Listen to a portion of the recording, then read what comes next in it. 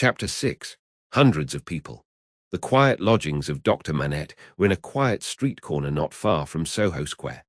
On the afternoon of a certain fine Sunday, when the waves of 4 months had rolled over the trial for treason, and carried it, as to the public interest and memory, far out to sea, Mr. Jarvis Lorry walked along the sunny streets from Clerkenwell, where he lived, on his way to dine with the doctor. After several relapses into business absorption, Mr. Lorry had become the doctor's friend, and the quiet street corner was the sunny part of his life. On this certain fine Sunday, Mr. Lorry walked towards Soho early in the afternoon for 3 reasons of habit. Firstly, because on fine Sundays he often walked out before dinner with the doctor and Lucy.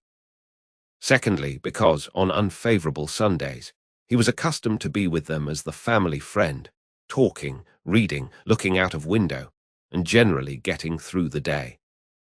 Thirdly, because he happened to have his own little shrewd doubts to solve, and knew how the ways of the doctor's household pointed to that time as a likely time for solving them.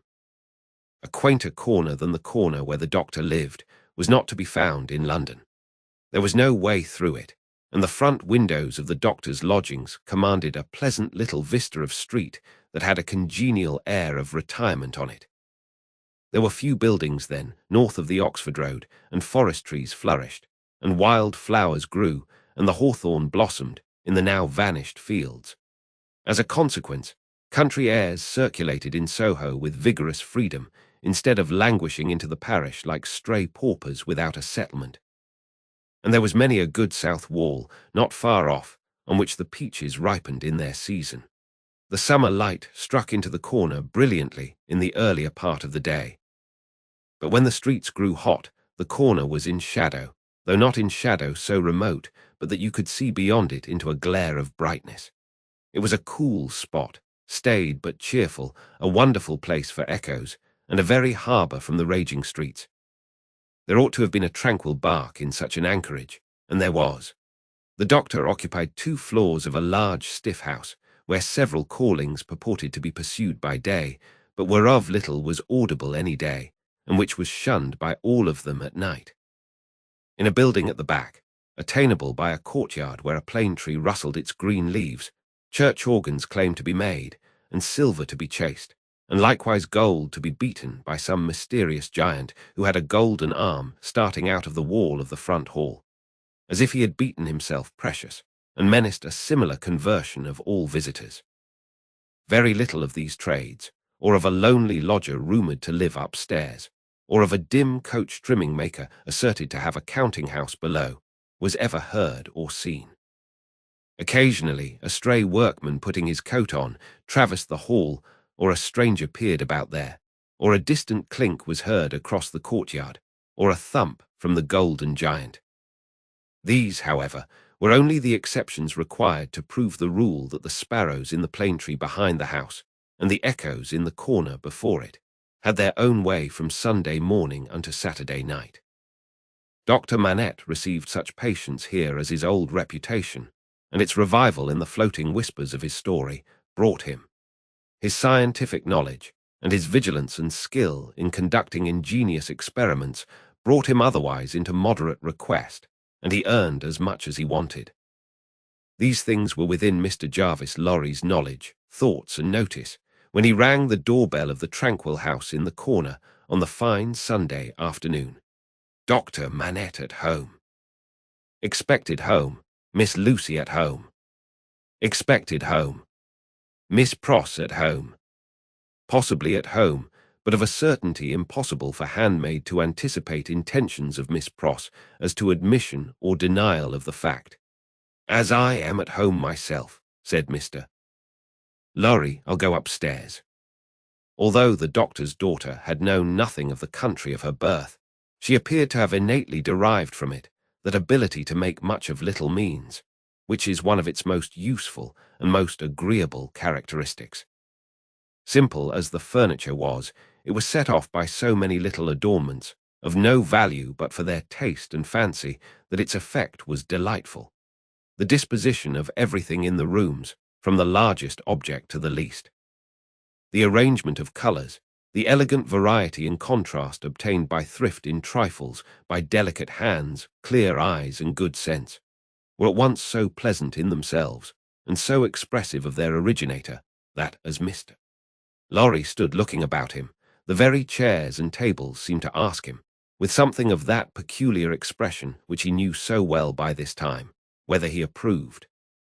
There were 3 rooms on a floor, and the doors by which they communicated being put open, that the air might pass freely through them all. Mr. Lorry, smilingly observant of that fanciful resemblance which he detected all around him, walked from one to another. The first was the best room, and in it were Lucy's birds, and flowers, and books, and desk, and work-table, and box of water-colours. The second was the doctor's consulting room, used also as the dining room. The third, changingly speckled by the rustle of the plane tree in the yard, was the doctor's bedroom, and there, in a corner, stood the disused shoemaker's bench and tray of tools, much as it had stood on the 5th floor of the dismal house by the wine-shop in the suburb of St. Antoine in Paris. "I wonder," said Mr. Lorry, pausing in his looking about, "that he keeps that reminder of his sufferings about him." "And why wonder at that?" was the abrupt inquiry that made him start. It proceeded from Miss Pross, the wild red woman, strong of hand, whose acquaintance he had first made at the Royal George Hotel at Dover, and had since improved. "I should have thought," Mr. Lorry began. "Pooh, you'd have thought," said Miss Pross. And Mr. Lorry left off. "How do you do?" inquired that lady then, sharply, and yet as if to express that she bore him no malice. "I am pretty well, I thank you," answered Mr. Lorry with meekness. "How are you?" "Nothing to boast of," said Miss Pross. "Indeed." "Ah, indeed," said Miss Pross. "I am very much put out about my ladybird." "Indeed."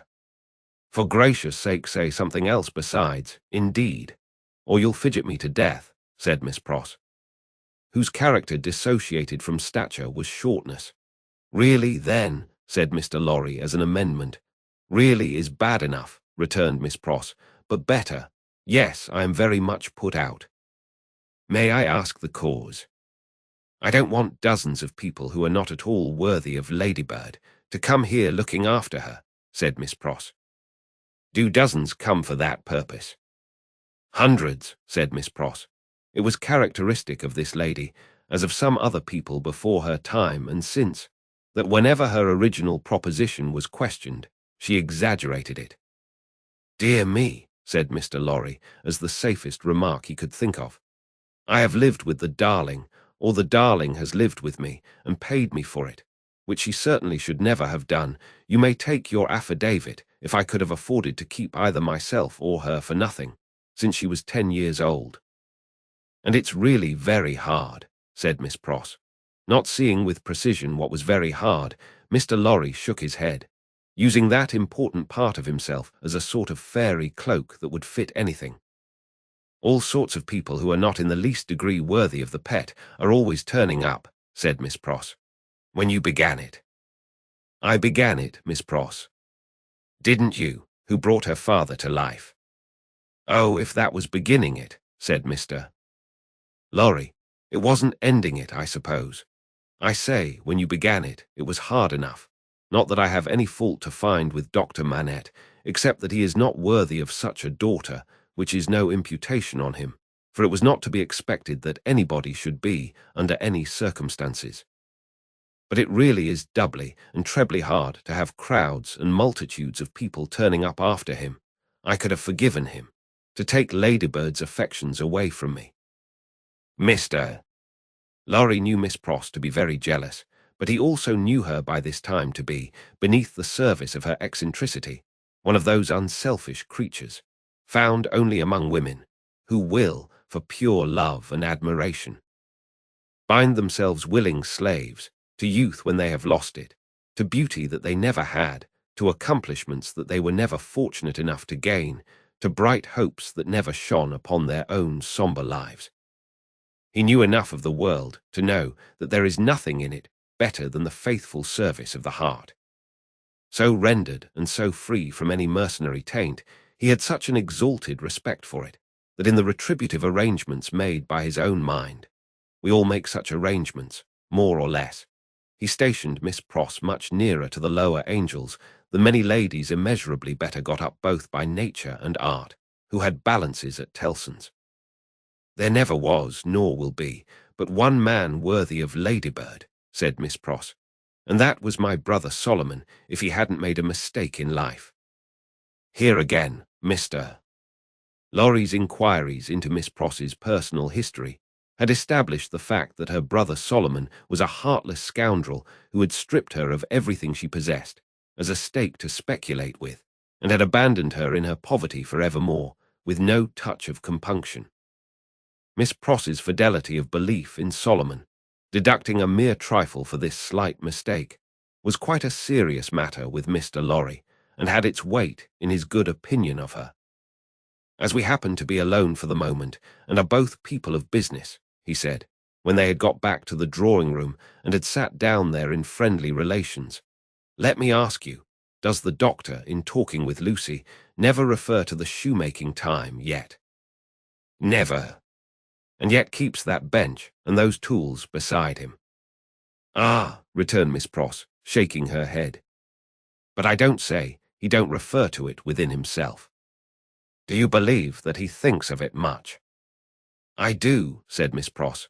Do you imagine, Mr. Lorry had begun, when Miss Pross took him up short with, never imagine anything. Have no imagination at all. I stand corrected. Do you suppose? You go so far as to suppose, sometimes. Now and then, said Miss Pross. Do you suppose, Mr. Lorry went on, with a laughing twinkle in his bright eye as it looked kindly at her, that Dr. Manette has any theory of his own, preserved through all those years, relative to the cause of his being so oppressed? Perhaps even to the name of his oppressor. I don't suppose anything about it, but what Ladybird tells me. And that is, that she thinks he has. Now don't be angry at my asking all these questions, because I am a mere dull man of business, and you are a woman of business. Dull? Miss Pross inquired with placidity. Rather wishing his modest adjective away, Mr. Lorry replied, No, no, no, surely not. To return to business, is it not remarkable that Dr. Manette, unquestionably innocent of any crime as we are all well assured he is, should never touch upon that question? I will not say with me, though he had business relations with me many years ago, and we are now intimate, I will say with the fair daughter to whom he is so devotedly attached, and who is so devotedly attached to him. Believe me, Miss Pross, I don't approach the topic with you out of curiosity, but out of zealous interest. Well, to the best of my understanding, and bad's the best you'll tell me, said Miss Pross, softened by the tone of the apology. He is afraid of the whole subject. Afraid? It's plain enough, I should think, why he may be. It's a dreadful remembrance. Besides that, his loss of himself grew out of it. Not knowing how he lost himself, or how he recovered himself, he may never feel certain of not losing himself again. That alone wouldn't make the subject pleasant, I should think. It was a profounder remark than Mr. Lorry had looked for. True, said he, and fearful to reflect upon. Yet a doubt lurks in my mind, Miss Pross, whether it is good for Dr. Manette to have that suppression always shut up within him. Indeed, it is this doubt, and the uneasiness it sometimes causes me, that has led me to our present confidence. Can't be helped, said Miss Pross, shaking her head. Touch that string, and he instantly changes for the worse. Better leave it alone. In short, must leave it alone, like or no like. Sometimes he gets up in the dead of the night, and will be heard by us overhead there, walking up and down in his room. Ladybird has learnt to know then that his mind is walking up and down in his old prison. She hurries to him, and they go on together, walking up and down, until he is composed. But he never says a word of the true reason of his restlessness to her, and she finds it best not to hint at it to him. In silence they go walking up and down together, till her love and company have brought him to himself. Notwithstanding Miss Pross's denial of her own imagination, there was a perception of the pain of being monotonously haunted by one sad idea, in her repetition of the phrase, walking up and down, which testified to her possessing such a thing. The corner has been mentioned as a wonderful corner for echoes. It had begun to echo so resoundingly to the tread of coming feet that it seemed as though the very mention of that weary pacing to and fro had set it going. "Here they are," said Miss Pross, rising to break up the conference, "and now we shall have hundreds of people pretty soon." It was such a curious corner in its acoustical properties, such a peculiar ear of a place, that as Mr. Lorry stood at the open window, looking for the father and daughter whose steps he heard, he fancied they would never approach. Not only would the echoes die away, as though the steps had gone, but echoes of other steps that never came would be heard in their stead, and would die away for good when they seemed close at hand. However, father and daughter did at last appear, and Miss Pross was ready at the street door to receive them. Miss Pross was a pleasant sight, albeit wild, and red, and grim, taking off her darling's bonnet when she came upstairs, and touching it up with the ends of her handkerchief, and blowing the dust off it, and folding her mantle ready for laying by, and smoothing her rich hair with as much pride as she could possibly have taken in her own hair if she had been the vainest and handsomest of women. Her darling was a pleasant sight too, embracing her and thanking her, and protesting against her taking so much trouble for her, which last she only dared to do playfully, or Miss Pross, sorely hurt, would have retired to her own chamber and cried. The doctor was a pleasant sight too, looking on at them, and telling Miss Pross how she spoilt Lucy, in accents, and with eyes that had as much spoiling in them as Miss Pross had, and would have had more if it were possible. Mr. Lorry was a pleasant sight too, beaming at all this in his little wig, and thanking his bachelor stars for having lighted him in his declining years to a home. But no hundreds of people came to see the sights, and Mr. Lorry looked in vain for the fulfillment of Miss Pross's prediction. Dinner time, and still no hundreds of people. In the arrangements of the little household, Miss Pross took charge of the lower regions, and always acquitted herself marvellously. Her dinners, of a very modest quality, were so well cooked and so well served, and so neat in their contrivances, half English and half French, that nothing could be better. Miss Pross's friendship being of the thoroughly practical kind, she had ravaged Soho and the adjacent provinces, in search of impoverished French, who, tempted by shillings and half-crowns, would impart culinary mysteries to her. From these decayed sons and daughters of Gaul, she had acquired such wonderful arts that the woman and girl who formed the staff of domestics regarded her as quite a sorceress, or Cinderella's godmother, who would send out for a fowl, a rabbit, a vegetable or two from the garden, and change them into anything she pleased. On Sundays, Miss Pross dined at the doctor's table, but on other days persisted in taking her meals at unknown periods, either in the lower regions or in her own room on the second floor, a blue chamber, to which no one but a ladybird ever gained admittance. On this occasion Miss Pross, responding to Ladybird's pleasant face and pleasant efforts to please her, unbent exceedingly, so the dinner was very pleasant too. It was an oppressive day, and after dinner Lucy proposed that the wine should be carried out under the plane tree, and they should sit there in the air.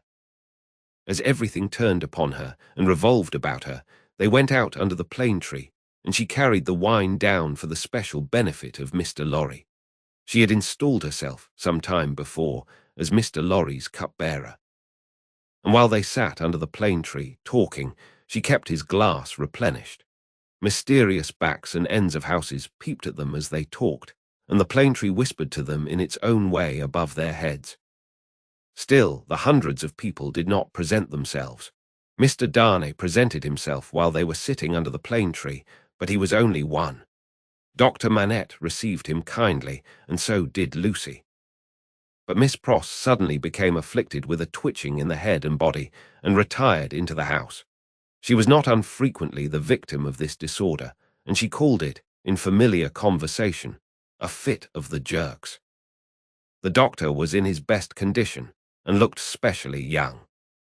The resemblance between him and Lucy was very strong at such times, and as they sat side by side, she leaning on his shoulder, and he resting his arm on the back of her chair, it was very agreeable to trace the likeness.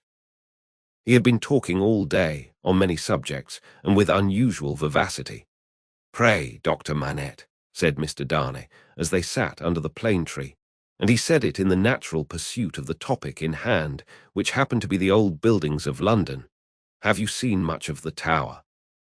"Lucy and I have been there, but only casually. We have seen enough of it to know that it teems with interest, little more." "I have been there, as you remember," said Darnay, with a smile, though reddening a little angrily, "in another character, and not in a character that gives facilities for seeing much of it. They told me a curious thing when I was there." "What was that?" Lucy asked. "In making some alterations, the workmen came upon an old dungeon, which had been, for many years, built up and forgotten. Every stone of its inner wall was covered by inscriptions which had been carved by prisoners, dates, names, complaints, and prayers. Upon a cornerstone in an angle of the wall, one prisoner, who seemed to have gone to execution, had cut as his last work 3 letters. They were done with some very poor instrument, and hurriedly with an unsteady hand. At first they were read as DIC, but on being more carefully examined, the last letter was found to be G. There was no record or legend of any prisoner with those initials, and many fruitless guesses were made what the name could have been. At length it was suggested that the letters were not initials, but the complete word, dig. The floor was examined very carefully under the inscription, and in the earth beneath a stone, or tile, or some fragment of paving, were found the ashes of a paper, mingled with the ashes of a small leathern case or bag. What the unknown prisoner had written will never be read, but he had written something, and hidden it away to keep it from the jailer. "My father," exclaimed Lucy, "you are ill." He had suddenly started up, with his hand to his head. His manner and his look quite terrified them all. "No, my dear, not ill. There are large drops of rain falling, and they made me start. We had better go in." He recovered himself almost instantly.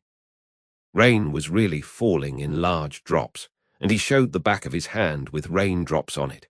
But he said not a single word in reference to the discovery that had been told of, and as they went into the house, the business eye of Mr. Lorry either detected, or fancied it detected, on his face, as it turned towards Charles Darnay, the same singular look that had been upon it when it turned towards him in the passages of the court-house. He recovered himself so quickly, however, that Mr. Lorry had doubts of his business eye. The arm of the golden giant in the hall was not more steady than he was, when he stopped under it to remark to them that he was not yet proof against slight surprises, if he ever would be, and that the rain had startled him. Tea time, and Miss Pross making tea, with another fit of the jerks upon her, and yet no hundreds of people. Mr. Carton had lounged in, but he made only 2. The night was so very sultry that although they sat with doors and windows open, they were overpowered by heat. When the tea-table was done with, they all moved to one of the windows and looked out into the heavy twilight. Lucy sat by her father, Darnay sat beside her, Carton leaned against a window. The curtains were long and white, and some of the thunder-gusts that whirled into the corner caught them up to the ceiling and waved them like spectral wings. "The raindrops are still falling, large, heavy, and few," said Dr. Manette. "It comes slowly." "It comes surely," said Carton. They spoke low, as people watching and waiting mostly do.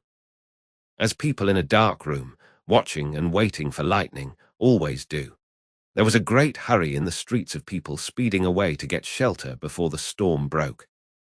The wonderful corner for echoes resounded with the echoes of footsteps coming and going, yet not a footstep was there. "A multitude of people, and yet a solitude," said Darnay, when they had listened for a while. "Is it not impressive, Mr. Darnay?" asked Lucy. "Sometimes I have sat here of an evening until I have fancied, but even the shade of a foolish fancy makes me shudder tonight, when all is so black and solemn." "Let us shudder too." We may know what it is. It will seem nothing to you. Such whims are only impressive as we originate them, I think. They are not to be communicated. I have sometimes sat alone here of an evening, listening, until I have made the echoes out to be the echoes of all the footsteps that are coming by and by into our lives. There is a great crowd coming one day into our lives. If that be so, Sidney Carton struck in his moody way.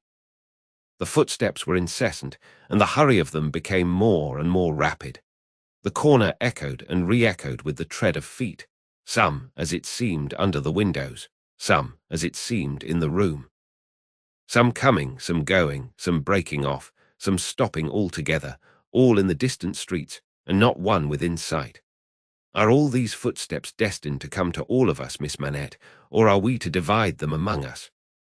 I don't know, Mr. Darnay. I told you it was a foolish fancy, but you asked for it. When I have yielded myself to it, I have been alone, and then I have imagined them the footsteps of the people who are to come into my life, and my father's. I take them into mine, said Carton. I ask no questions and make no stipulations. There is a great crowd bearing down upon us, Miss Manette, and I see them by the lightning. He added the last words, after there had been a vivid flash which had shown him lounging in the window. And I hear them, he added again, after a peal of thunder. Here they come, fast, fierce, and furious. It was the rush and roar of rain that he typified, and it stopped him, for no voice could be heard in it. A memorable storm of thunder and lightning broke with that sweep of water, and there was not a moment's interval in crash, and fire, and rain, until after the moon rose at midnight. The great bell of St. Paul's was striking one in the cleared air, when Mr. Lorry, escorted by Jerry, high-booted and bearing a lantern, set forth on his return passage to Clerkenwell. There were solitary patches of road on the way between Soho and Clerkenwell, and Mr. Lorry, mindful of footpads, always retained Jerry for this service, though it was usually performed a good 2 hours earlier. What a night it has been! Almost a night, Jerry, said Mr. Lorry, to bring the dead out of their grave. I never see the night myself, master, nor yet I don't expect to. What would do that? Answered Jerry.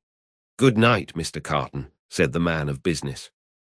Good night, Mr. Darnay. Shall we ever see such a night again together? Perhaps, see the great crowd of people with its rush and roar, bearing down upon them too.